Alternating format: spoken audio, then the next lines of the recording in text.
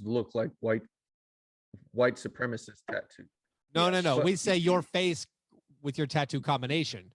It presents as. Yeah. I love it. Get to know me. Don't judge a book by its tattoos.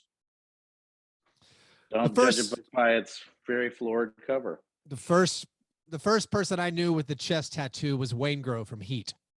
I have to look that up. Oh, the movie. The movie Heat. Yeah, he was the killer. The long. Honestly, I modeled my appearance after him for a couple years. Best character ever. Hair and beard. Who played him? I don't know. A guy who went to jail. Nice.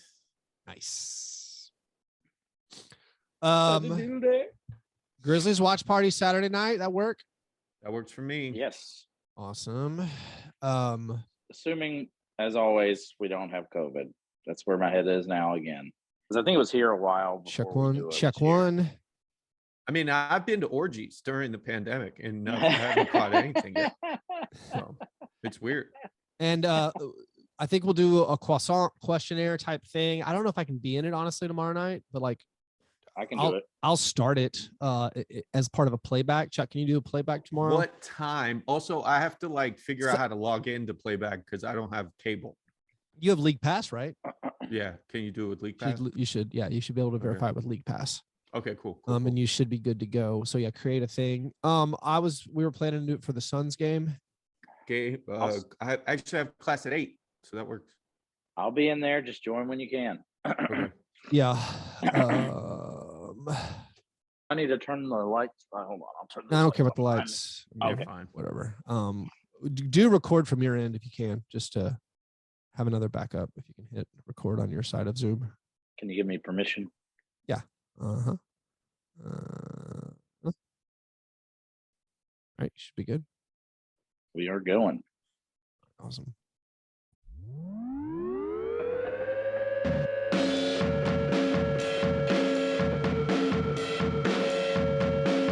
All right, and welcome to Fast Break Breakfast NBA podcast. My name is Keith Parrish. I'm here once again with my buddies through the miracle of computer phone, joined by Chuck Anderson. Hey now. And John Burr. Howdy, folks. Howdy, John. Howdy, Chuck. Hey, boys. We're recording this on Tuesday morning. The schools in Nashville don't have school today under the excuse it's a local election day. So the kids don't have school, which actually has the effect of making it less easy to vote. It's less easy to vote now that I have my kid. I guess I'm going to go elect some, I don't know, school board members or whatever. Yeah, I'm planning to vote at lunchtime. I have a cheat sheet. I just asked my girlfriend, who should I vote for? And then she emailed me a list. And because who has time? Here's the thing. I assume this is the way all local elections are across the entire United States. We get just nonstop text messages from people representing the candidates, or some text messages that say, "Hey, I am the candidate." And they're like, "Hey, please vote for me." I respond to everyone and I say, "Are you a communist? How close are you to being a communist?" They never reply. I'm just trying to find out who I want to vote for. Also, it could be you're hoping that they're communist. Hey, I'm looking for yes. Hey, you give me the leftist. All right. Hey, communism. How do you feel? No one ever replies. So yeah, I don't know. I don't have a cheat sheet yet. You have to use code.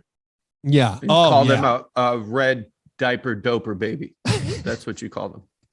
Anyways, I guess I'm going to vote later after we record this. I vote for whomever looks least like me.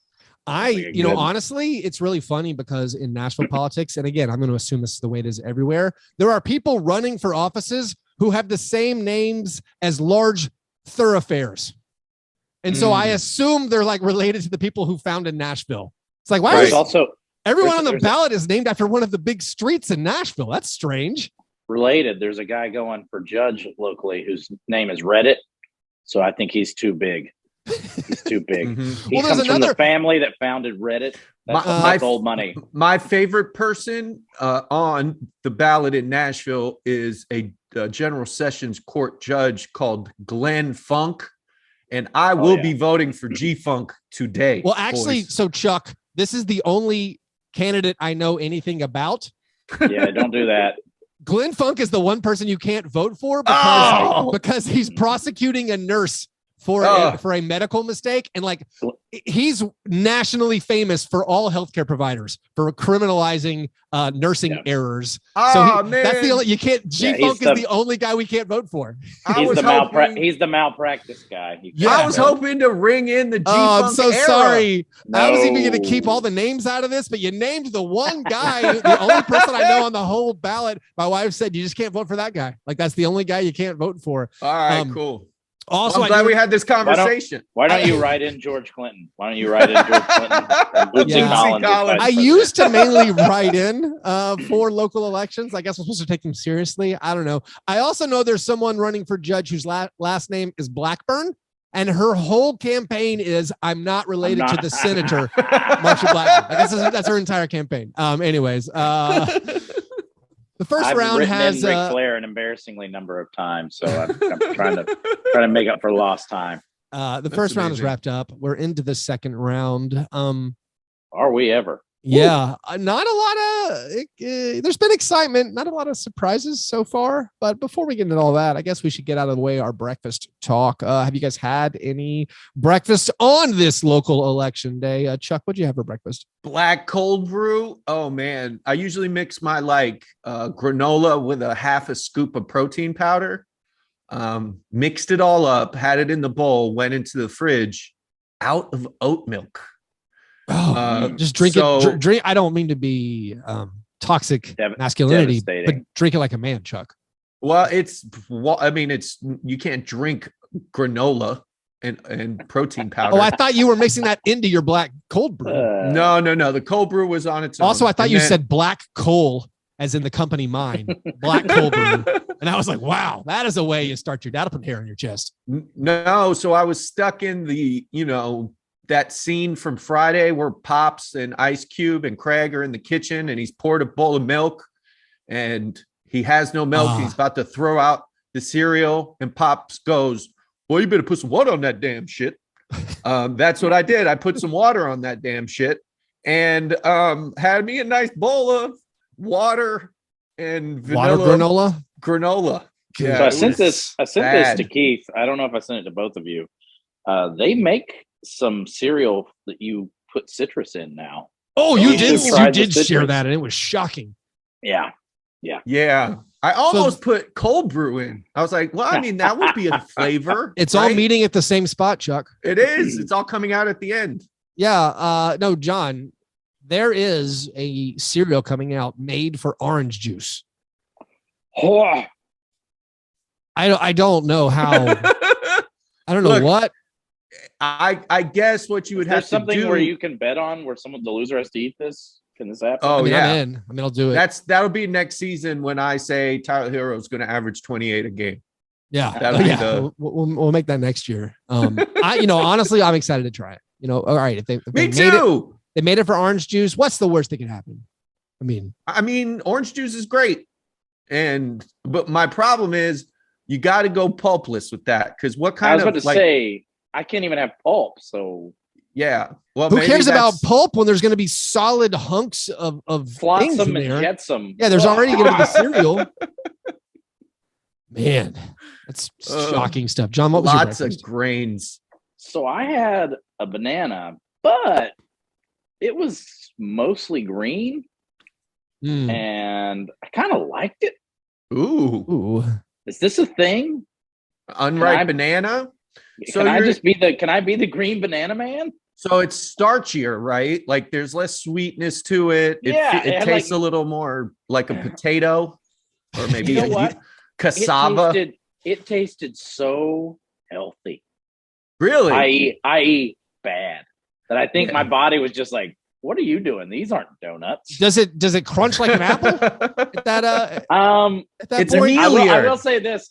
We were okay until the end. Like the last bite, like the whole banana just came out whole and I just kind of scarfed it down. And that end piece was like the end of a hot dog. Yeah. I would imagine that there's a cardboard feeling. The only experience I have with unripe fruits of that type are plantains. And I was about to say, fry it kind of those felt up. Plantainy, kind of. Yeah. Like I felt very worldly as I was eating. Yeah. It. Yeah. I'm on my way over to my weird parents' cottage since I can't even. Yeah, you're recording on the Zoom. It looks like you're a hostage somewhere. Oh, I was going to say it looks like a cheap beach rental.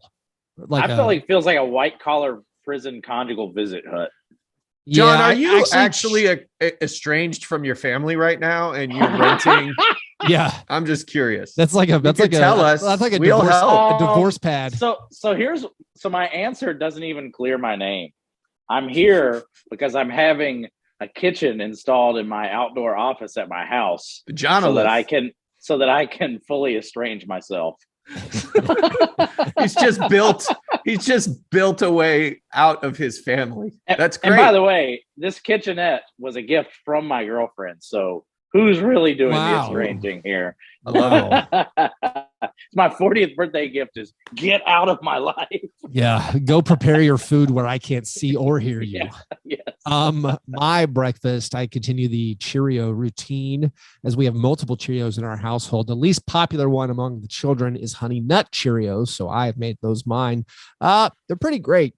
I mean, they're amazing. They're tremendous. They're terrific. Underrated. Yeah. Underrated. I haven't put any black coal in it. I haven't put any water in it. I haven't put any orange juice in it. Those are the only Cheerios I've ever had. I like the OG. That's a ridiculous statement that no one believes, John. They are. The OGs I didn't have great. cereal as a kid because I couldn't have milk. So once I tried Cheerios, my options were, what is this? Or Honey Nut. I'm going to choose Honey Nut every time.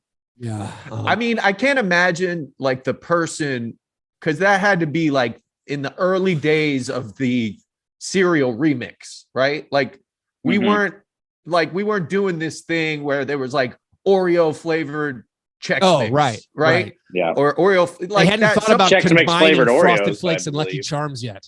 Right. So like, can you imagine being in that meeting where a guy steps into a room and goes, guys, listen, I know we have Cheerios, one of the greatest selling breakfast items in the country. But what if we took some honey and nuts and put it on there, put a different box with a B on it, and we sell it out? What do you think? I think they probably Don Draper. I think it probably sparked protests. That's what I'm thinking. Olden days. I think flavoring Cheerios is specifically outlawed in Leviticus. Right. There were guys. You shouldn't mix those flavors. Thou shalt not. Also, like the road to ruin is paved with sweetened cereals. I could make the posters right now. I'm ready. Mm-hmm. There was a guy smoking a cigarette and he spit out his whiskey when somebody mentioned the thought of it. Like, yeah. Someone named Mo. Children across, like parents across the country are adding sugar to their cereals. What if we did it for them? What if we put the sugar in there? And they're like, the FDA will never approve it. The government will never let it happen. It's pretty much like if New Coke had worked. Can you guys imagine if we were all just walking around drinking New Coke? I can't. Brilliance. Those were our breakfasts. After our breakfasts, we move to our breakfast in bed apologies. This is our chance to make right what we might have gotten wrong in a previous episode. It's frequently the first time we talk about the NBA. Let's do that now, fellas. What things do we need to make right that we got wrong? Chuck, what do you need to apologize for? So last week, I was speaking about the Pelicans and the Suns and the way I saw Brandon Ingram in that series with Devin Booker out. I said, with Booker out, Brandon Ingram looks like the best player on the court. Oh, and then Chris Paul played a perfect Didn't game. miss a shot. Didn't miss a shot. 14-14. The only time that's ever happened in the playoffs ever was by Chris Paul. He listens to the show. It's a fact. And it's incredible because all you have to do to get Chris Paul to play out of his mind is have someone else bring the ball up the court. Because that seemed to be the adjustment. They kind of had to do it because No Way Jose was so like life terrorizingly insane bringing up the court. Like you don't have any energy if you bring it up, so you got to give it to Jay.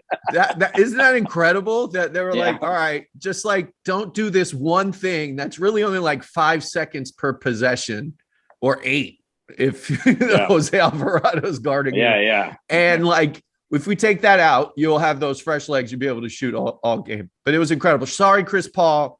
You were the best player in that series. I can't get over that game. I mean, he was perfect. It was a close game too. Right. It was a close game. No room for error. Pelicans were in it. And Chris Paul's like, I'm just going to make every single shot I take. How far away does the Chris Paul playoff choker thing feel to you guys? No. This is just building. This is just building attention for the horrible disappointment of when he twisted ankle. Like this is just adding to the story. Okay. I think Chris Paul injury guy is still real, but I think the Chris Paul like just sucking thing. Oh no, because he was injured last year in the finals, and he, he's not getting younger. So it's probably going to happen. The 14 for 14, and it was a mixture. Like he made 1 3-pointer. It was a lot of mid-rangers all day. So because of that, you have some of the dummies out there, including ex-NBA players, pointing out that, hey, Chris Paul made 5 of 5 from mid-range. Where are the analytics people at now? John Lure said that. John the Badger, said that on Twitter. And everyone understands that, hey, listen, analytics say take good shots, period. Analytics say Chris Paul, do whatever you want, period. I think where John Lure was confused, where analytics say John Lure stop shooting mid-range shots. You, John Lure, don't shoot any mid-range shots. You shoot 3-pointers or dunks. What in the world are you doing pulling up from mid-range? No, that analytics don't apply. Also, John Lure doesn't have a career without the analytics guys. Like, it really was a hand that bite the hand that feeds you type thing. Like, Lure, man. Did you see that tweet? Yeah, buddy. What in the world? Anyways, John, what do you need to make right? You any apologies? I feel like many people just kind of slept on the Bucks again, taking Giannis for granted again, and forgetting that this is a team that punches other teams in the mouth. You talk about a guy, Jose Alvarado, exhausting you. Imagine being guarded by Drew Holiday in a playoff series. Oh, doesn't look fun. It was very strange to see Marcus Smart, Defensive Player of the Year, just seem like he should just hand over the robe. Just give the robe to Drew Holiday. It was like a championship belt. He should hand over the Defensive Player of the Year robe to Drew Holiday. And then just Giannis, like, not even having like a super dominant game from a numbers wise, but his presence being felt every possession, every play.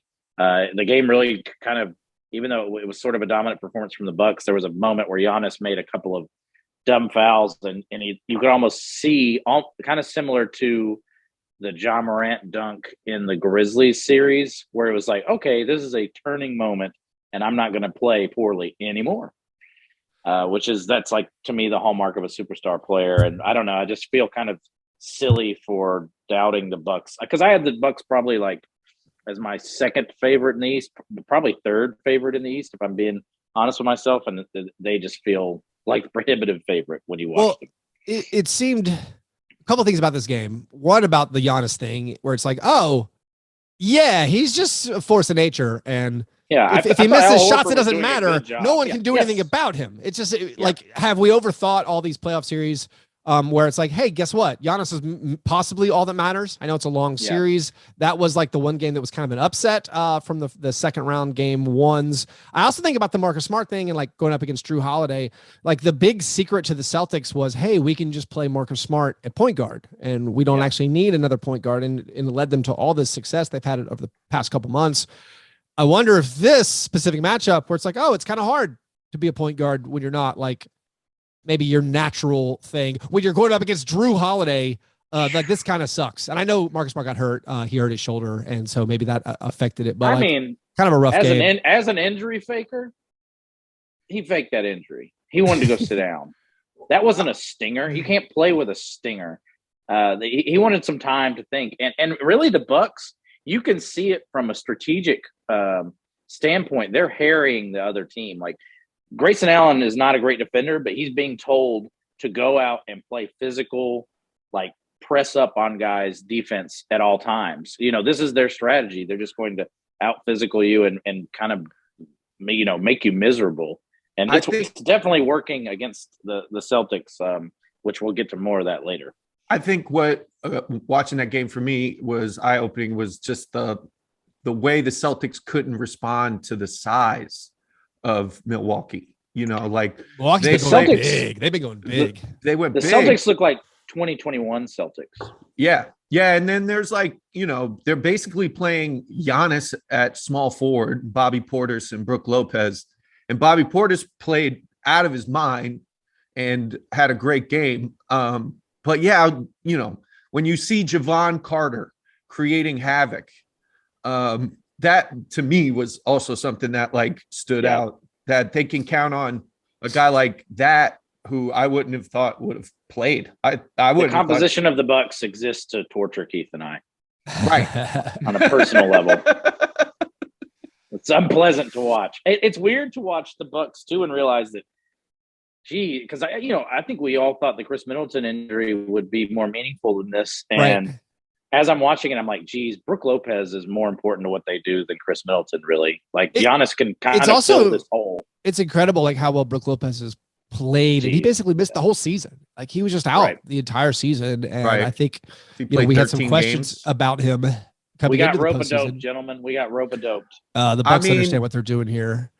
Yeah, and I think some of the players that stood out in that Brooklyn series, like Pat Connaughton, shouldn't be taking big shots in the fourth quarter of games. And I think expectations got us to a place where we expected the Bucks to drag the Bulls all the way, and they lost a game. So we're like, well, maybe the Bucks aren't really what we thought. And then we thought the Nets would take the Celtics to 7 games and they got swept. So we're like, well, then the Celtics are better than we thought.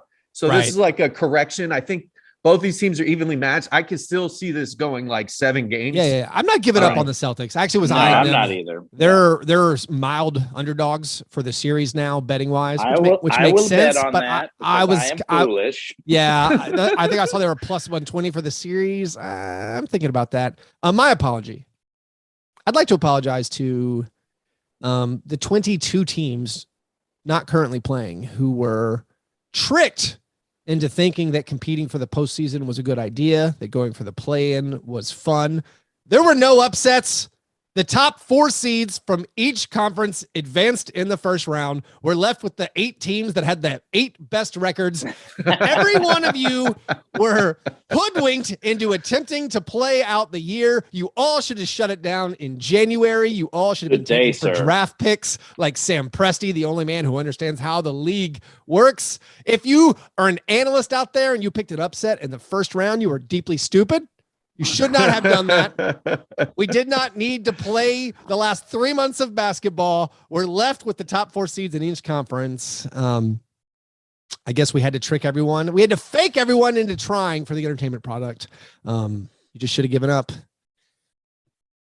I like that Keith got full Willy Wonka tension in his voice. You drink fizzy lifting drink. Yeah. No, I do think finally we did have at least the Bucks win was an upset. The Warriors win over the Grizzlies, despite being the lower seed, was not exactly an upset. And also, by the way, we didn't even get 7 games in the first round series. No. Every first round series wrapped up in 6. There were no basketball games on Saturday. Even the Timberwolves Grizzlies series, which I guess that's the closest series. I have 2 minds. Weirdest. Definitely weird. I am aware that the Grizzlies trailed going into the fourth quarter in each of the last 4 games, and that's weird. But also, the Grizzlies won 4 of their last 5 games against the Timberwolves, and the only one they lost by 1, and they covered in all of them but 1. So it's what are we talking about here? I felt total serenity being down 10 in the 4th against the Warriors. Complete serenity. I was ready for this. My body was ready. Yeah, I really thought that. We had them. We had them where we wanted them. That was tough. Should we talk about that now, John? You want to? Sure. I mean, game 1 of Warriors Grizzlies was awesome. Yes. Very exciting game. You got incredible performance from Jaren Jackson Jr. You got an unbelievable performance from Jordan Poole, who just looked like one of the best players in the NBA. I mean, Grizzlies had nothing they could do with him. In need of a segue, my best was Draymond Green's reaction to being ejected, so we can get there together. Well, it's like you haven't done 600 of these shows. That isn't how we segue. Fine, John. We'll end the breakfast in bed apologies. Before we get to our steak and eggs best thing, let's tell you about the Memphis Grizzlies. If you want to get Grizzlies playoff tickets and experience every towel waving moment of Memphis hoops history, the best way to do it to get those playoff tickets is to lock up your season tickets for 2022-2023. Lock in the best seats at the best prices when you purchase your 2022-2023 season tickets, and that gives you your 2022 playoff priority. Those playoff tickets are on sale right now at Grizzlies.com, or you can call 1-800-4NBA-TICKS. The Grizzlies 2022 playoffs are presented by Orion and your Mid-South Ford dealers. All right, steak and eggs, best thing, John. Now you may talk about your best thing. What's the best thing you saw in the last week? I truly loved Rowdy Rodre Green, his complete professional wrestler level, insane reaction to being tossed. It was where awesome. He like went around clapping hands with everyone around him, and I just couldn't. It's very rare that my jaw drops, but my jaw dropped when he just started running around. I didn't know what was happening. It was he did it before it was announced. Yeah, he knew. He figured it out. It was a true Dennis. I haven't felt that way since Dennis Rodman was in the league, where I was like, I don't know what this person's capable of. I think the only thing missing from that was a turnbuckle that he stood up on. Incredible. Like maybe a steel chair that he hit a ref with. Those are the only two things. Because it was hype man city.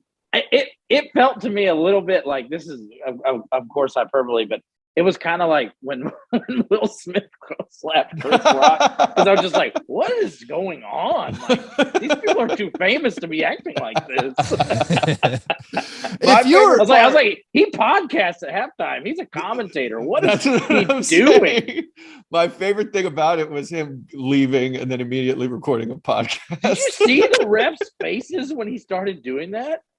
I didn't see what did his teammates do? Because I feel like if you're Steph Curry, if you're Klay Thompson, they were chuckling when he was just doing that. It felt like there was a smile. There were smiles on the benches when he was dapping people up. I could be wrong, but I did watch it twice. I mean, I can't imagine having to you depend on Draymond, and there's an obvious history of him ending up with too many flagrant foul points and missing a finals game, and yes, costing the Warriors a title. And then for him to go through this massive routine after he finds out he's ejected, in my mind, I'm thinking, is the league going to fine him for this too? He went on his podcast to plead that, hey, this was not a flagrant 2. Please downgrade this. But it's if you're the officials, and I don't know how, do they just divorce themselves from 1, his history as a player, 2, the way he reacted and left the court? It seems like they would all would be wrapped up in there, but I don't know. John, we haven't talked about it. Did you feel the flagrant 2 was warranted? Because most people, I feel like the majority of people do not. I would say no, but it's a reputation foul. Draymond gets called for those because he does them all the time, and he's a dirty player.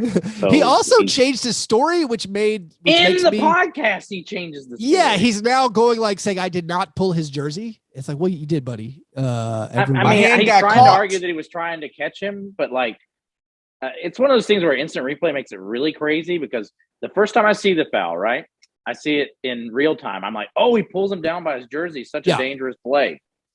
Then I see it in slow-mo, and I'm like, oh, he winds up and punches him in the face.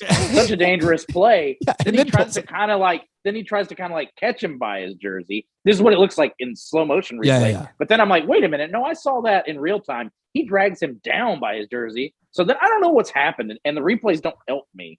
I know in real time, because I didn't see the hit to the face, I would have never thought it would have been a flagrant 2. I would have been like, wow, it's dangerous to pull a guy down by his jersey. Maybe they'll give him a flagrant 1. Right. But this is a guy, I mean, he has learned nothing from doing this year after year. So they're going to keep teeing him up and getting him in trouble. So he's learned to do like a Fox News-esque like post debate like media spin. He's in this, like, he'll completely start his own narrative the second. Dude, did you see his podcast? It was basically like Tucker Carlson stuff where he's like, did I foul him? I don't know. Maybe I did. Did you foul him? Maybe I should foul him. What's a flagrant anymore? I hope no one else gets kicked in the nuts. And then later he's like tweeting when Luka gets kicked in the nuts later, he's just tweeting a million emojis. Like, I mean, at this point, it's like if you remember what a bully really was in high school,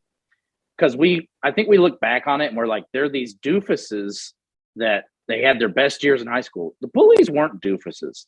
They were usually talented, smart guys who could navigate the system better than you. And that's why they were so successful at like, making you feel bad. And that's how I feel with Draymond, because he's so good and he knows how to use the media and he's so good on court that when he does these terrible things, he can crush your will with them. And it's kind of a perfect crime. And the league is like complicit. Like he was on TNT yesterday, just spouting his own conspiratorial, like, I loved it. Understanding. Well, I mean, and he's great on TV. I watched multiple versions of his podcast, and he's my least favorite player. I also don't want to just blow past John's bully take, which might be the hottest take I've ever heard in my entire life. Yeah. Oh, really? Like psychological insight. Draymond reminds me of like bullies in high school. Like, he's so good at trolling and making people miserable. I liked the best that when discussing the flagrant foul, everyone's like, was that more than a flagrant one? Yes. Was that a flagrant two? No, not quite. It's like everyone wants it in between. Like, it's like a flagrant 1.5. And you're like, Draymond does try to hold him up by the jersey, but that goes back to my thing about like, it doesn't trying to keep the guy from crashing into the ground after you've pulled him down does not absolve you from hitting him in the face and then pulling him down. Like, you did the thing, and now you're like, I should not let him try to get injured here. I mean, I disagree with the notion of throwing a guy out in a playoff game unless it's really insane. Like, I think I definitely accept that argument. I just think he got thrown out because he's Draymond. I think it just worked. For once it worked against him, but they won. So they did win. That's now they're just playing with house money, and Draymond's going to keep being Draymond, and like, it's probably a huge psychological advantage at this point. I'm glad that T. Morant stayed on him even as he was leaving. Here's the only players in playoff history to amass three steals, 1 block, 3 assists, 5 turnovers in under 18 minutes. It's Draymond Green and Jacques Vaughn, hero of the Jacques Watch. Yeah, it was an incredible game, and the antics of Draymond, the flagrant 2 ejection and controversy over that call just added to the whole flavor. And then you had Klay Thompson hitting the game winner. You had Klay Thompson then breaking 2 free throws. You had multiple missed out of bounds calls in the final 2 minutes. Missed travel. You had a big missed travel. Also a big missed 3 seconds on Jaren Jackson Jr. Which again was like, I feel like that's the last 2-minute reports fair and balanced. They're like, we'll find a 3 seconds call. But then Ja misses the layup, and that was a very, very exciting first game. I'll do so real quickly. Yeah. Just because I'm hung up on it and I watched it alone in my house and haven't gotten to talk to anybody about it. I felt like everyone knew what the play was going to be and they were going to be well prepared for it. So I kind of hated the last play. Where were you on that? I watching it by myself in my house. I actually it's kind of fun. My 7-year-old watched it with me. And this was the first time. Did your 7-year-old know they were drawing up that play for Ja? So he doesn't care about basketball yet. He's aware of basketball. He's more interested in the teams that wear green jerseys, and he's more interested in just seeing what the points are, like figuring out what the lead is. But this is like the first time. This is a big father-son moment. The first time where it seemed like he was paying attention to the game and understood that, like, hey, we're down by 1. We have to score within 3.7 seconds left. If we don't, we lose. And when Ja missed the shot, he was glum. Like, he was actually a little bit sad, and it made me real happy. I I mean, I told him like, hey, like he seemed more glum than I was. I was just like, yeah, like the odds of scoring there are kind of low. It wasn't a great look. It was well defended by the Warriors. I was like, hey, it's okay, man. It's all right. It's just a basketball game. What I was thinking to myself, John, it's similar, and I don't know if it was right. I was thinking this is the moment for the fake handoff. Like throw it to Brandon Clark, fake handoff. I was definitely fully on board with Ja should be your decoy. He's been holding his back a lot in this game. This feels like a good Ja as your decoy moment. I thought maybe they would get a lob to the rim. I did too. I thought we were going to get a lob. I thought a lob to Clark. Then when Clark caught it, it was like, oh man, the fake handoff. But also, we've seen Brandon travel in those moments, throw the ball away in those moments. Like, I'm not upset we got the ball to Ja with a full head of steam running towards the basket, and it was well defended. Certainly, I kind of wish we had like not to sound like Troy Aikman. I wish we had the run pass option there. It's true. Ja to kind of because it was a shoot only play. Well, I mean, Clay was on Brandon after the switch, and he knew right when Brandon caught it just to guard. Yes, to guard Ja. And honestly, like Klay Thompson, after missing 2 free throws, probably had super strength and the ability to fly after that. Yeah. Like he had so much shame in his game at that moment. There was no way he was going to, that was the best defense we've seen from Klay since his return, which I think his defense has been pretty rough. I think Clay's celebration at the end of regulation when Ja missed, he was super happy that nobody was going to remember that that was about choked. Those free throws. Yeah. Yeah. Yeah, my best thing. It is not necessarily playoffs related. The Utah Jazz kind of going through it. They lost in the first round. A lot of people thought they were going to lose. There were some awful things about their loss. This could honestly be my cream of wheat. This hurt me to my soul. Watching the way they lost. Mike Conley traveling in the final seconds. With a chance to hit a game winner. That really hurt. I went to bed early this night. I was totally wiped. I missed the end of this game. The next morning in our Patreon only Slack chat, people are talking about Mike Conley, and I'm like, well, Mike Conley was not the biggest problem the Jazz have. And I was like Donnie, I'd wandered into the conversation, not knowing what was going on. I was out of my element. And then I went back and I started watching the last 8 minutes of the game because it was close. And then I saw the Mike Conley travel and I was like, oh my God, I'm so sorry. Like it made me feel so bad because of like Mike Conley's just a great guy and obviously loved him for his time on the Grizzlies. And that was very sad. But then also beyond that, then you had Bojan Bogdanovic just with a wide open three-pointer. Like that's like throw your controller across the room if you're playing, 2K, and he missed it. But anyway, the Jazz season is over. Everyone has been already circling them for demolition. The Vultures. Quinn Snyder has chosen to have his hip replaced rather than have to be around that team any longer. No, this is my best thing. Actually, is the Quinn Snyder hip replacement surgery. Okay, so sorry. Instead of addressing the media, which he's planning to do at some point, he will. And there's all this talk about how Gobert. There's rumors that Gobert is going to do a trade me or him for Donovan Mitchell. He's saying, they've run their course with Donovan Mitchell. But Quinn Snyder, I love that he had this surgery scheduled. And I love that he optimistically scheduled it for June. Oh, yeah. Say, hey, listen, we're gonna be real busy. We're gonna be real busy playing up until here. So let's maybe put that into June. Into June's gonna be fine. But I want to know if he also had a thing like on his appointment, like, yeah, let's schedule that for June. But hey, by the way, it's probably going to be early May, maybe late April. We're good chance we might be done. I might be done working, and then I can do it then. So, best wishes, obviously, for your surgery, Quinn. But I loved the scheduling of the surgery, hoping it was June, but then being able to adjust and say, yes, let's go do this in May. I don't want to address the media yet, especially not until we get to whatever Gobert request is going to be put in. If he scheduled it in June, one beautiful thing about this is he knew that he wasn't going to make it to the finals because the finals run through the end of June.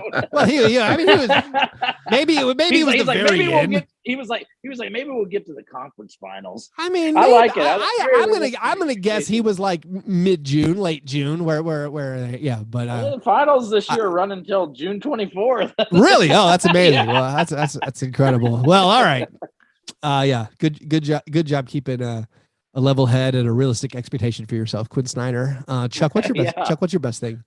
My best thing is not knowing who is going to come out of the East. Really, both conferences. Having seen the injuries that's gone along with Milwaukee, with Philly, we really don't know what's going to come out of the East to the finals, and that, as a Heat fan, is tremendous for me because everybody seems to have chinks in their armor. Miami's hurt. Kyle Lowry's probably going to miss this series. I think that might not have to do with his injury. It might just have to do with like, hey, take a week off. Here's some playoff load management. But yeah, I'm just excited to see what comes out. Who ends up in the finals? There's a lot of who knows. And yeah, I think it's the best. There's one, we podcasted for our first, 5 years of this podcast. We knew who was going to be in the finals every year when we started the season. It was going to be the Warriors and the Cavs. And over the past 3 years, having that little variance and not really knowing who's going to do what has been incredible. And the parity is something that I enjoy because as a fan with a team that has fighting chance, like I think my team could get to the finals and they could probably take whoever comes out of the West. I'm not sure. So I can't get over it, Chuck. I can't get over. I mean, I'm going to get over it, but the path the Heat have to the conference finals. I'm not. This is a team. This is a 53 win team. Like 5 years ago, that's like a 6 seed.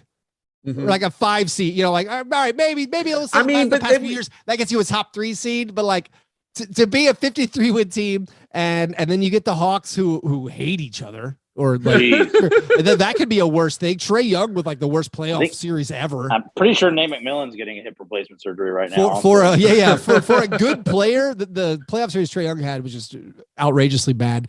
And then the series isn't over, but to end up with the Sixers without Embiid, it's just like, what in the world? But they have James Harden. They do have James Harden. I know, Chuck. I mean, isn't he a former MVP? Shouldn't we? But heavily emphasis on the former. I want to know what universe Chuck is living in where he looks at what the Celtics did to the Nets and then what the Bucks did to the Celtics and feels like he has a fighting chance against them. I don't feel the same way at all. The Miami Heat were literally built to beat the Milwaukee Bucks. They were constructed. They actually took apart a piece from the Milwaukee Bucks to help beat the Milwaukee Bucks. That just freed up Grayson Allen minutes, Chuck. Yeah. You better watch out. And look, Javon Carter looked good yesterday. Or Saturday or Sunday, but he ain't gonna look that good against Kyle Lowry and Jimmy Butler. What do the Heat do about the Duncan Robinson? Is Duncan Robinson is he done? So that's the thing with Duncan Robinson, right? He shot like 55% in the first round from 3, and then Spoelstra's like, "Nah, one game, right? No, he played 2. I didn't watch that. I didn't watch that series closely. Forgive me. Yeah, he played 2 games, but whatever. He was 8 of 9 for the first one, and I think 1 of 4 or something, 2 of 6 the second game. But I mean, Miami's best lineups this year with like significant minutes involved Duncan Robinson. And the idea that you can't play Duncan because he's a liability on defense, man, I don't buy that. Like the numbers, if you look at the numbers, Max Strus is worse on defense than Duncan Robinson is, at least by like effective, defensive box plus minus stuff and all that stuff that I probably shouldn't be talking about. I agree. Because it's out of my depth. It is weird to see Duncan Robinson get sat just because, like you said, what the Heat do kind of relies on his off-ball movement, and Max Strus is about half of that of Duncan Robinson. Max has shot better this year than Duncan has, and he's a little bit more of like a grittier player, right? And he's like he doesn't shy away from the moment. But yeah, I think. the Heat are insane. They could roll out 10 different lineups depending on the matchup. They could go big with Dedmon, Tucker, and Bam. They can. Look, Dwayne Dedmon's going to get. Please go big with Dwayne Dedmon. I mean, if they have to. Team. If they That's have the only to. time, the only time the Heat looked, the only time the Hawks looked like they had a chance was Dwayne Dedmon. You have minutes. No, you're wrong, because Dwayne Dedmon plays incredible minutes for the Heat all year. All year, he's been incredible. He's one of the top 5 backup centers in the league. If you look at the numbers, go ahead and look at him. No, Dwayne he is. Dedmon go ahead. Sucks. That's what you feel. But the only good Trae Young moments were when they put Dwayne Dedmon in actions during that series. Okay, that was the stolen moment. Yes, you're right. You're right. Yes. Okay. I don't have any skin in this game because I haven't watched the Heat this year. I just skipped him. I said Chuck watches the Heat. I'm good. Dwayne Dedmon is an incredible backup center. And if they need to go big, I mean, they have Dedmon. They kept Dedmon for this series against the Sixers because they need to go big and with Embiid. But now he might not play. He had like 14 fouls in 4 seconds in this first game against the Sixers. But man, he's offensively not the best, but he can put. He is a good defender and he makes that team better against second units. I like the Dedmon, and he shoots 40% from 3. He does a thing that like Bam can't do. You know, I do think if the lineup you described in my head doesn't sound like a good way to attack the Bucks, but we'll see. Hey, listen, I don't watch the Heat. Can't wait. Yeah. I mean, you're right. Maybe Dedmon isn't a good idea. Now that I've worked it out, fine. Stick with it. John's bullying you like he bullied people in high school. I know, right? John described himself at boarding school. Every listener already knows. They all heard it too. Let's move to the opposite of our steak and eggs best thing, to our cream of wheat worst thing. What's the worst thing you saw in the last week? John, what's your worst thing? I hate to go back to it, but it's the playoffs. There aren't that many storylines to discuss. And I really don't think it can be understated how bad Jaylen Brown was in game 1. Like, it was weird. He was do you remember when Jaylen Brown couldn't dribble? Like, that used to be a thing. Like, he got so much better at it and his handle improved.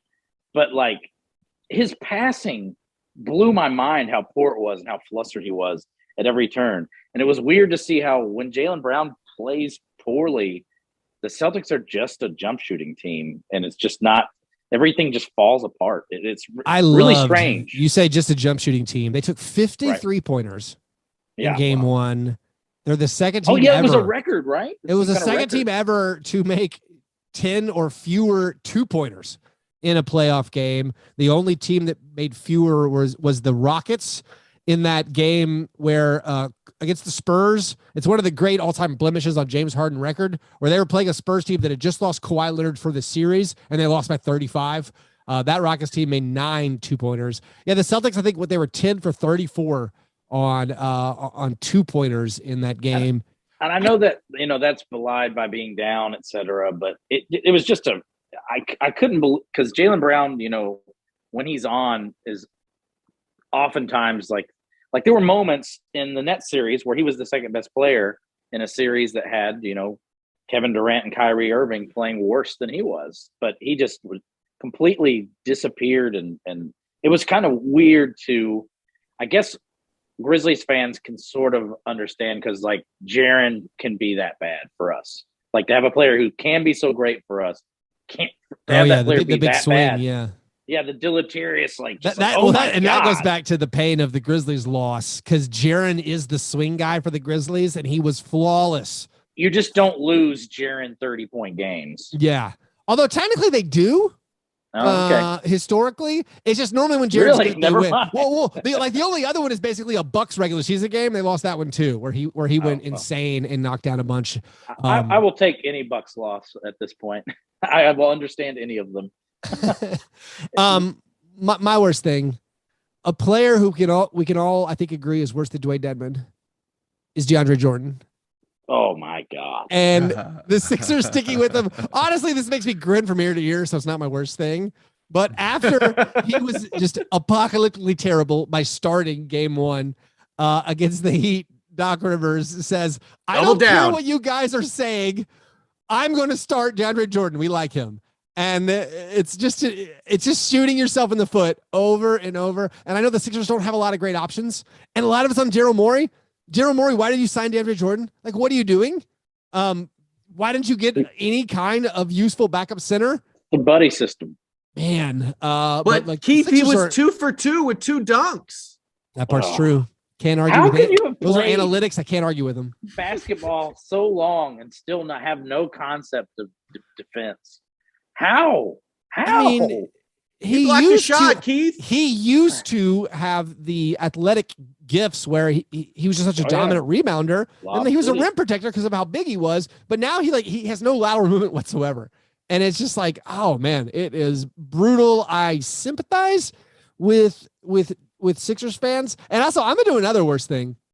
I'm sympathizing with Sixers fans. I'm also gonna sympathize with Kings fans for the current news cycle of Mark Jackson, great news, possibly being the favorite to be their head coach. Mark Jackson's. But then we don't have to hear him on games anymore. I know no more mama, there goes that man. It benefits most of us. No more Mark Jackson not understanding that out of bounds calls are no longer automatically reviewed in the final 2 minutes of games. The league had to re-release their information for their own broadcast partners to be like, hey guys, we changed this rule. You have to challenge it to overturn an out of bounds call in the final 2 minutes. How much did it suck to listen to Mark Jackson repeatedly the entire Grizzlies game be like, they need to put Clay on blank, whoever was going off. They need to put Clay on whoever was the Grizzlies' best player was. And then the last play of the game, he gets vindicated because Clay plays great defense against Ja. I wanted to swallow my tongue. The on-court stuff for Mark Jackson, it's not like overly damning where like you could say, listen, he could be good. Like we thought Jason Kidd had a lot of regressive basketball ideas and he's done a great job with the Mavericks.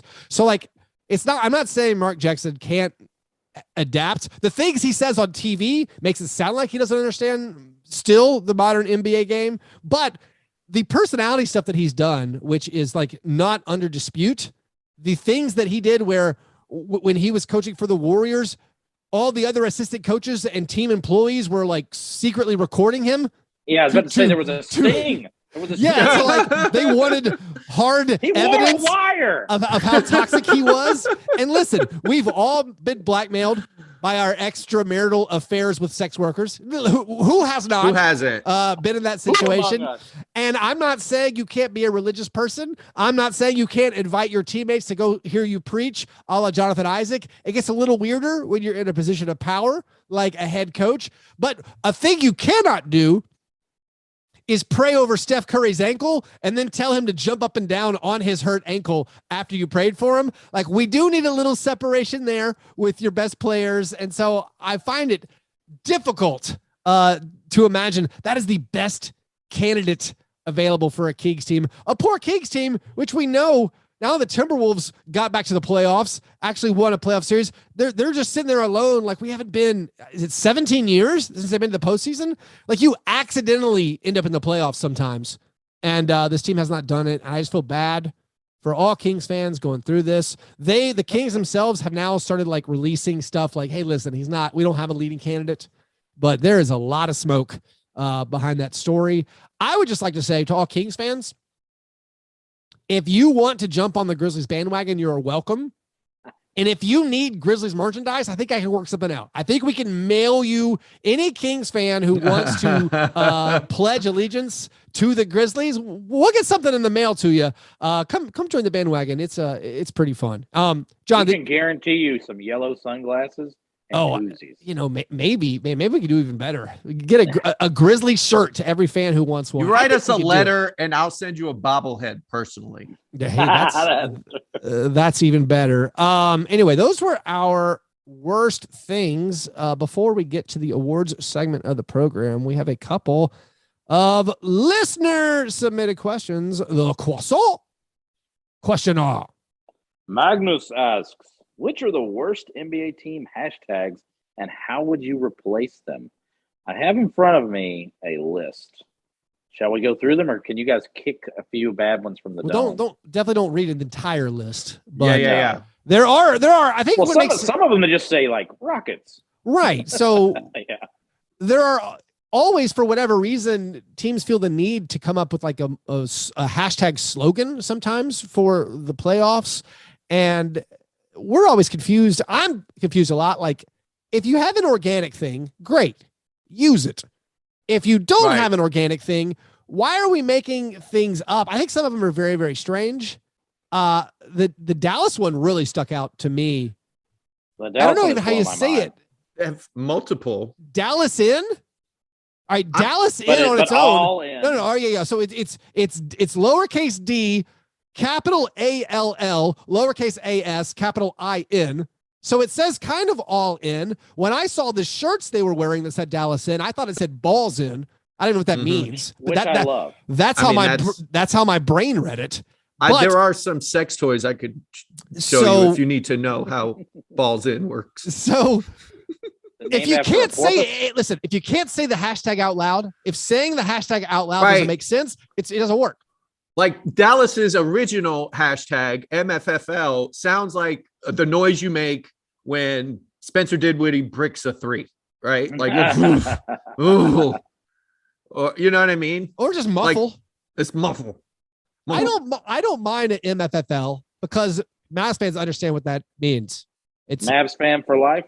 I think I assume that's what it means. And so like I don't mind those because you're gonna go with the New World Order reference. I prefer the San Antonio Spurs Por Vida. Por Vida. I mean, they know what they are really working that, Mexico corridor. They want to make sure they're getting. I thought Greg fans Abbott shut in that Mexico. down. Yeah. After game one against the Bucks, the Celtics hashtag bleed green makes me feel like they're wounded. Yeah, that seems and bad. Also possibly orcs. Like who has green blood? If it bleeds, the Bucks can kill it. And we haven't talked about the great Will Smith movie Bright in some time. So let's talk about. Oh man, I forgot about that one. Bleed green could be a nod to that award-winning film. Also, who's going to replace Will Smith in Bright 2, Chuck?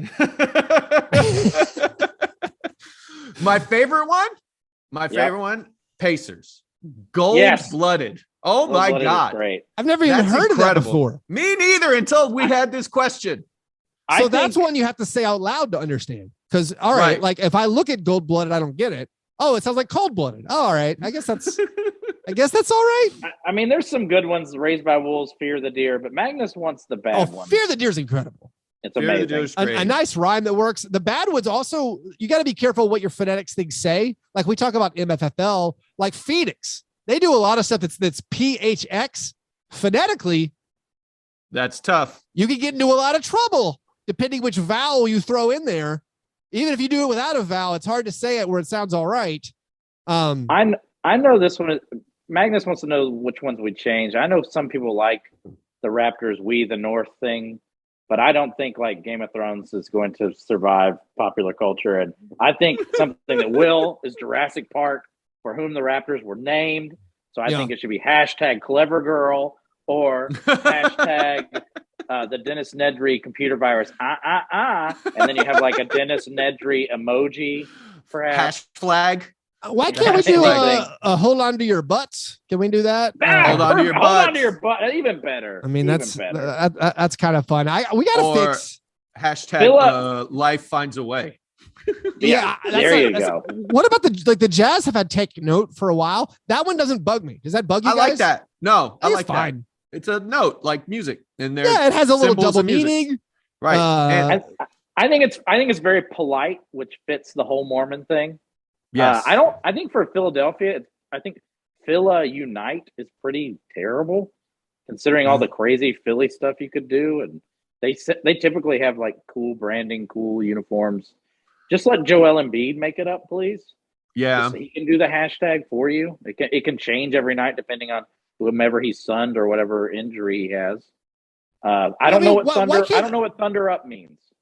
There's me neither. There's nothing wrong with just Philadelphia sticking with trust the process.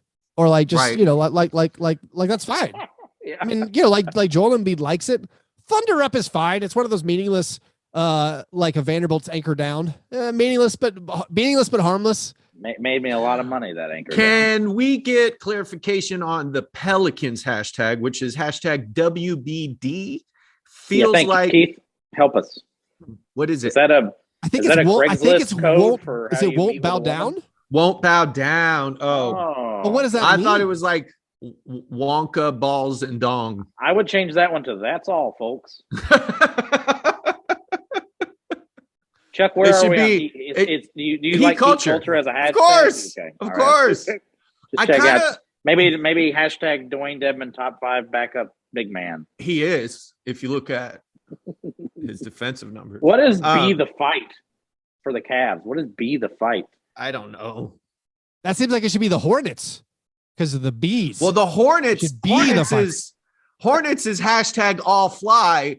And if I Kinda think cool. of an insect that's Yes. gonna cause me pain, it's a hornet, not a fly.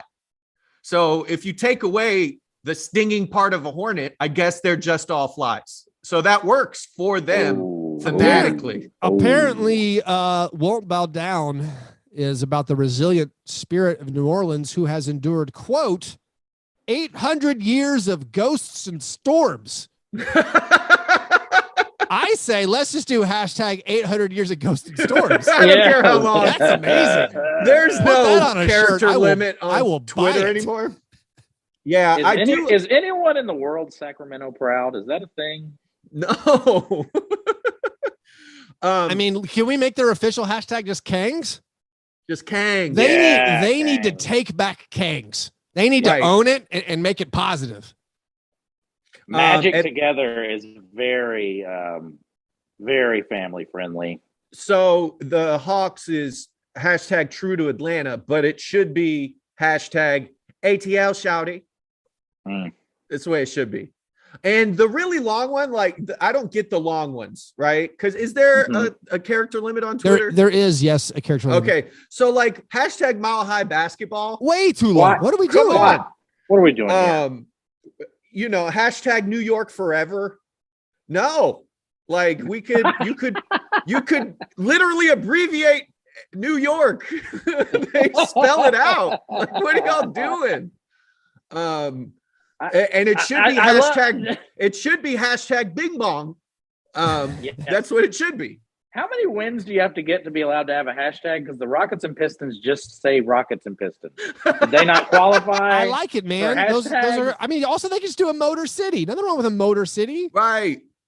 Also, I feel like doesn't Houston do Space City sometimes? Wasn't that one of their official hashtags for a while, where you got the little logo to pop up? Maybe when you use Are we it. sure about the flag? The Pelicans' name? That might be Weapons of Bass Destruction. Because Pelicans swoop down and eat fish. So I think that might actually be Weapons of Bass Destruction. I will say, hey, it's hard to be in marketing and to come up with like a viral thing that catches on. You know, you try something new every year, that's fine. But like I think you just gotta take something a player says. That's the best. Try to organically grab something on that's already happened. I do worry about. Did you see the Wizards one? Hashtag insurrection. That seems very. I think that could be reappraised. Do we have other questions? Let's do one more question. And this is kind of a two-parter. John asks, can you all spend like 15 minutes in the trade machine thinking of cool ways to blow up the Jazz and talk about it? No, but we can in do that it vein, in three. What player will the Jazz use for the promo shots of their new ugly jersey unveiling for next season? Nickeil Alexander-Walker is the answer. Hey, do not forget that when the Jazz lost Joe Ingles to injury, they salary dumped his contract. They did not try to bring in a player to make them better, to help their team on the court. They brought in, I don't think anyone's arguing they got Naw to play basketball. They got him because it saved them a bunch of luxury tax money. So like when you're in a close series, when you lose on a wide open three that would have sent you to game 7, keep in mind the Jazz chose financial savings this season over competing with a team which might have been in its final iteration before they blow it up. Anyways, the trade thing. Yeah. Who are the Grizzlies going to trade for Gobert? Let's start here, John and Chuck. If Gobert says me or him, Donovan Mitchell, who would you trade? Knowing what you know from the outsider perspective, are you trying to get rid of Donovan Mitchell or trying to get rid of Rudy Gobert? Look, go ahead, Joe. Is Rudy Gobert better than Dwayne Dedmon? Who knows? But what I want, I think that's the question, right? Because you get like the sports nerdery guys.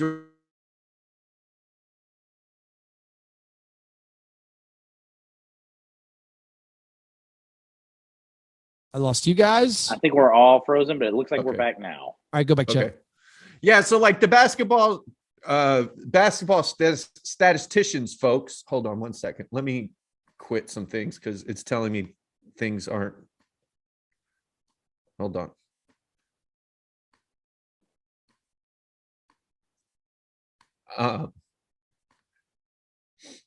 Right, like red panda over here spinning too many plates. Right.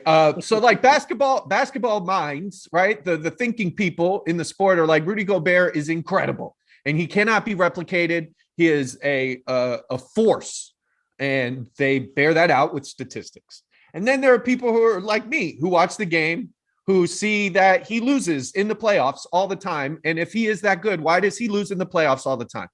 If he is generational. If he is like that dude, why are his teams always losing, right? And it really stinks how Gobert went 3 for 30 from 3 in that game. That sucked. That sucks for Gobert. That's not his fault. That really sucked how the 1 through 4 on his team can't guard a single person. Exactly. So like you get into that space where like, okay, what kind of team are you building around Gobert? Is it a defensive minded team? Do you trade Donovan Mitchell for a bunch of dogs and then hope that like you score 91 and you keep other teams under 90? Like that's what you hope for. Cause I'm not sure if Rudy Gobert is going to be the center of a like top 5 offense. I mean, he has offensive skills that have been told are incredible, but he's been quite literally the center of a top 5 offense. Yeah. So I don't know. I don't know what to do. Keith, it sounds like you're ready for a rebuttal. Well, I think you have to consider, I think it is probably easier to get good center play for, if you think about the salary cap situation, like you're paying max money to this guy who's arguably, the best defensive center, one of the top, I think he's comfortably one of the top 5 centers in the NBA. Yes. But you might be able to get replacement level play, or at least a pretty good level play for a lot more, or for a lot less, and then be able to spend that money on other players. So like there's that part of it. Like, do you want to spend all your money on a center? But then there's like the relationship part of them being in Utah. And it seems like Gobert is firmly committed and happy, ecstatic to play his entire career in Utah. Just reading the tea leaves from the outside, it seems like I don't know if I believe Donovan Mitchell would be that way. So my big fear would be if I trade away one All-NBA player or the All-NBA player, Rudy Gobert, to build around Donovan Mitchell, who we think maybe because he's a wing, the ball's in his hands more. Is that more valuable, especially when you come to the postseason? Well, what's to say that Mitchell's not going to want to then leave just the state of Utah or the Jazz organization later? So I would feel more like I would be inclined to build around Gobert. Also, I think the return for Donovan Mitchell might actually be higher. Oh my goodness. Yeah. And so like that would be the thing where I think, listen, if I would be eyeing the Knicks, and Mitchell had a rough playoff series. Scoring was there, but like he was just exposed, that everyone was pointing out how bad he was on defense. But if the Knicks are willing to give you picks and also throw in like an RJ Barrett, that is certainly something that I would consider to try to reboot around Gobert and do something that way. Because I don't know what the market for trading Gobert would be. Like if you send him to the Mavericks, where everyone's saying, hey, the Mavericks, like what are you getting back? And how does that make you any better? And if Mike Conley leaves and you just have like Donovan Mitchell, Jordan Clarkson, and some like okay picks, I don't see how you do that. So like that makes me lean towards I would probably shop Donovan Mitchell. John, what do you think? Well, I think a lot of the conclusions we're drawing from this playoff series and this season are really without value, because I don't think Donovan Mitchell is as bad on defense as that playoff series showed. I think you're seeing an unhappy player.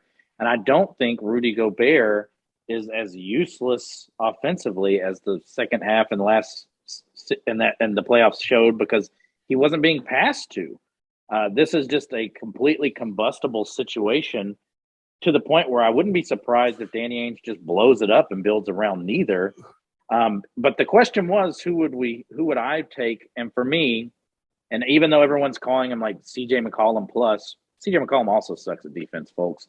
I think I would rather have the guy ball.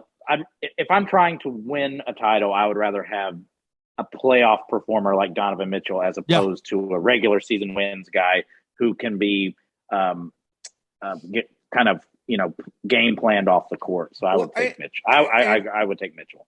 Yeah, and to Keith's point, like, you can get quality center minutes from Dwayne lesser. Yeah, Brooke Lopez, who's 39 years old. Yes, he's playing great basketball. You don't need to spend all your salary cap on a center who's a standard deviation away from somebody who makes half his salary. The phrase about Gobert being played off the court it's commonly repeated refrain. I think so much of that falls on Quinn Snyder. And like, why do they keep playing 5 out? Why do they keep doing the same things over and over and over? No, I don't think Rudy or Donovan Mitchell are as bad as they've been made out to. It feels bad to me slandering them. I think they're both good. Right. I think I got a trade. I think I got a good one. I'm making sure that the numbers are working out. All right. I love it. Active, like live trade funny? Machine. I guarantee you, Chuck, you've never looked at the trade machine, have you? No. Yeah, I haven't either, but I love that we got the man for the job. Do it, Mozart. All right. Work it. We got to throw in. Say something about contracts. We got to throw in a Nerlens Noel. Yes, that's what I'm talking about. I'm trying to match up these numbers. Burks.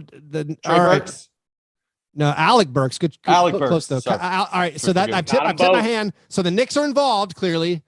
You tell me what draft pick compensation is needed in this three-way deal. Okay. The Knicks are going to get rid of RJ Barrett, Nerlens Noel, and Alec Burks. Sounds good for the Knicks. The Knicks are going to get Donovan Mitchell. They're also going to get. That's all they're getting. They're getting Donovan Mitchell. Knicks get Donovan Mitchell. The Charlotte Hornets. Here we go. Are the third team in this trade. If there's a Plumlee in this, I'm walking out. Oh, I can add a Plumlee. Hang on. The Charlotte Hornets. Is there a Martin twin?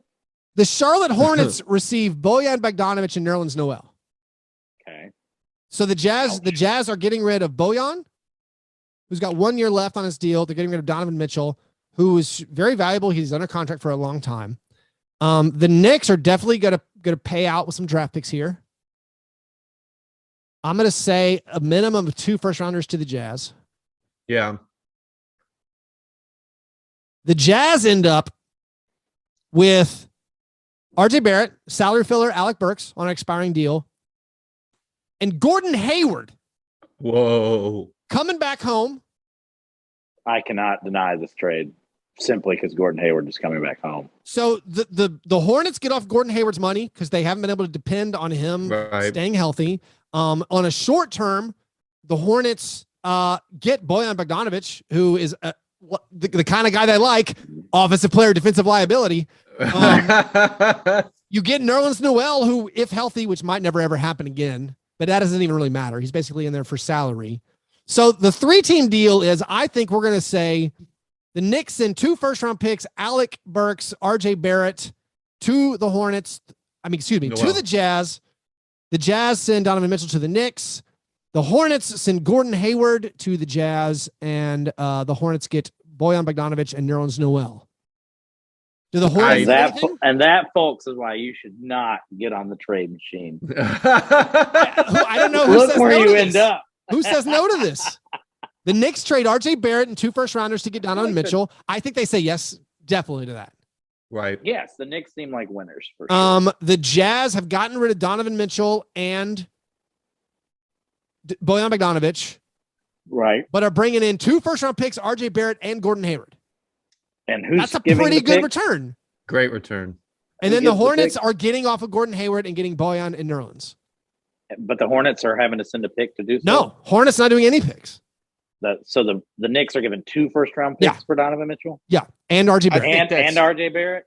Jeez, I think it's done. I don't know if they would do it, but yeah, I think I like 3-team trades, so I'll sign off on it. Yeah, I think the Knicks would salivate over somebody that can drop 50 in a playoff game and would give almost everything up to do it. Those Knicks also, hey, high. Yeah, I don't know if Mike Conley has another year in him, but like this. No. Yeah, I mean, Mike Conley was bad in the playoffs. No. I feel bad about the. But this is a soft reboot for the Jazz. Right. Again, you're depending a lot on Gordon Hayward being healthy, but like, I mean, Danny Ainge is the guy who got rid of KG and Paul Pierce in one fell swoop in dramatic fashion. I wouldn't be surprised if both these guys are gone. I mean, even if the Jazz didn't want to do Bojan, maybe you can include. He's in deep now. Wait. Can you imagine? Can you imagine if Ainge traded Mitchell and Gobert to the same team? That'd be awesome. Anyways, thank you for the questions, Patreon supporters. Also, thank you to our newest Patreon supporters. Haven't shouted you guys out yet.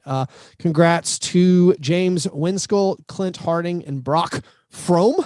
Thanks for signing up. Also, congratulations to Clint. He signed up for Patreon and is leading the Stone Cold Locks playoff challenge. He's tied with Mr. Eli.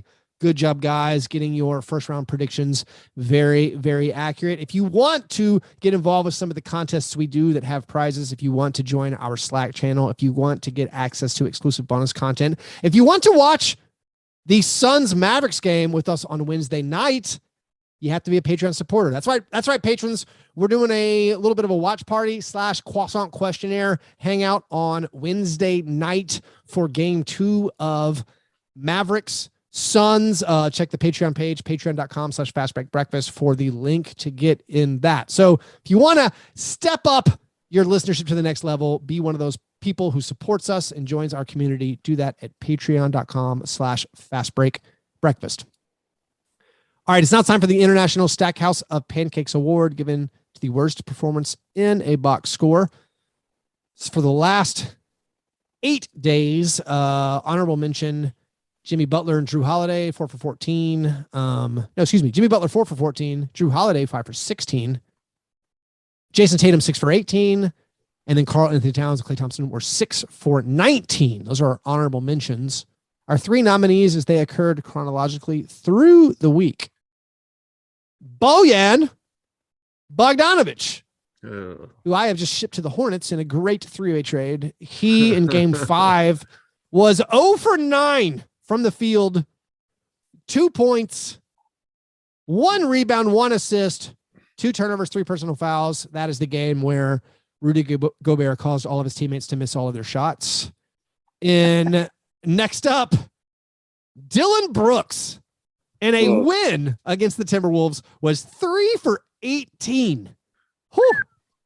The worst shooting performance in Grizzlies playoff history. 8 points, 4 rebounds, 4 assists, 1 steal, 2 turnovers, 1 personal foul. And only 1 foul? What are you doing, Dylan? That's how you know his game was off that night. Yeah. And then our third nominee is Dylan Brooks in a loss to the Warriors, game 1 against the Warriors. He was 3 for 13. He had 8 points, 2 rebounds, 3 assists, 1 steal, 1 turnover, and 5 personal fouls. That's more like it. So our 3 nominees, Bojan Bogdanovic, 0 for 9, 2 points, 2 turnovers. Dylan Brooks, 3 for 18, 8 points, 4 rebounds, 4 assists. Dylan Brooks, 3 for 13, 8 points, 5 fouls. I'll do the 3 for 18. Gotta be 3 for 18. Congratulations. He has wrapped performances like that to the second worst value over replacement player rating in NBA history, which is also the guy who's ahead of him, also from this playoffs. Can anyone guess? No. The second worst value over replacement It's a big ever? name. It's a big name. Trae Young. Nailed it. Chuck is good job. unbeatable. I mean, he had a terrible series. Brutal. Heat culture. Brutal. Yeah. What's rough is like Dylan there's been 7 games. 3 of them he's been on fire. 2 of them he couldn't hit the broadside of a barn. The other 2 also not very good. Very up and down. Very trick and treat for Dylan Brooks. Anyway, par fadeaway, gentlemen. What things are we looking forward to in the coming week? You mentioned it already, but tomorrow, come watch Mavs Suns with me. Also, we're doing a watch party on Saturday for Game 3. If you're in the Nashville area, we'll be at Noble's Beer Hall once again as the Grizzlies play at the Warriors. Chuck, that last watch party. Watch parties have been hundreds incredible. of people were there. We were like literally filled the bar to the gills. Over 100. Oh yeah, easy. It was nuts. Yeah, I have never in my life. It's the first time in my life that I've been at a packed bar, a 2-story bar, downstairs and upstairs, where everyone was cheering for the Grizzlies. And when it was over, it was just high fives, pandemonium. When bedlam. you hear so good, whoop that trick in chanted Nashville. in a bar in Nashville, man, you know we got something going on. But yeah, if you're in the Nashville area, come see us. We love to see you. If you listen to the show, come say hi. I'll be the guy. I think we'll have the trifecta. I think we might have the big 3. We might have the big 3 there. Yeah, so definitely come out and do that. I mean, obviously, I guess since we knocked out the things you should do with us, things to look forward to. These game 2s are legit, and they're series making games. The Grizzlies on the precipice of maybe having their season over. You don't want to fall down 0-2 at home. And then you have we have the Mavericks, who were kind of thoroughly dominated. The Suns looked amazing in game 1 of that series. You have the Celtics, who were kind of co-title favorites with the Warriors when the series began. Punched in the face. It looked like Giannis was just that dude where it's like, hey guys, it doesn't matter. Like, I'm the best player in the NBA. You're gonna have to do something bold to beat me. Can the Sixers rally? Can they find something? Chuck, that was not a dominant performance, man. So the Heat didn't play that well. I would feel bad about that. I mean, I know how you could spin it, how it makes you feel okay, but no, I mean, that was a dud of a game. Jimmy didn't play his best. The only thing is we got what we've been kind of waiting for, where Bam and Tyler kind of carry the team when Jimmy's not doing well. So if they can keep that up and, whoever's cooking that night gets the ball, then I think this series, it's Heat in 5, even if Embiid comes back. Ooh. I'm looking forward to Joel Embiid coming back with the Phantom of the Opera mask, the black one. I hope the man looks good in the mask. And I mean, it's possible that he comes back. There are whispers. So Woj is saying, and we know Woj knows everything about Philadelphia. Woj is saying that he's coming back, but other people, rumors that I'm hearing from my sources, say that he's not coming back this series. That would be so brutal if he doesn't come back. I mean, that was my worst. I don't know if we even did my worst this week, but my worst was not getting the series that I wanted with Embiid, because that was going to be fun. It was, and this whole idea of philosophies, culture versus process, this whole thing was going to play out in front of us, and we're going to get robbed of it. Even if he comes back, it's probably not going to make a difference in the series. So yeah, it sucks, but yeah, I'm looking forward to more playoff basketball. What's the what's our betting line here, Chuck? Heat -1.5 games. Is that feeling pretty safe? If they win the series by 2 games? I think I mean they're heavy favorites to do so. -260. They win by at least 2 games. Oh, easy. I think it's so. Very possible, very, very possible that this is a sweep, because this Sixers team looks a lot like, without Embiid, a lot like the Hawks. Series length -5.5. I mean, series length under 5.5 games, only -140. Yeah. You think it's going to be a sweep, Chuck? There's your money. I don't think you're going to see another Tobias Harris game like you saw in game 1 where he scored 28. I think you'll probably find Tobias Harris coming back down to earth. And this is new playoff Tobias, right, John? Well, I mean, it really is. Playoff Tobias is here, man. I mean, it could be. It could be. Yeah. Changing the narrative. Control your narrative. Anyways, thanks you guys for listening to the show. Thanks for the support. Make sure patrons check out the watch event we're doing on Wednesday night. Everyone in the Nashville area, come out to the watch party on Saturday night. Support the show at patreon.com/Fastbreak Breakfast. Don't miss the Who at the FedEx Forum, May 13th. Tickets are still on sale. Also, make sure you follow Grind City Media on Twitter. Go to grindcitymedia.com for all your comprehensive Grizzlies coverage. Also, local and regional sports events. grindcitymedia.com. You guys are the best. Thanks for listening. And remember, breakfast is the most important thing. Okay, boys. See you guys. See you guys. Bye. See you in the chat tomorrow, or yes, sir. Whatever it's called. See ya.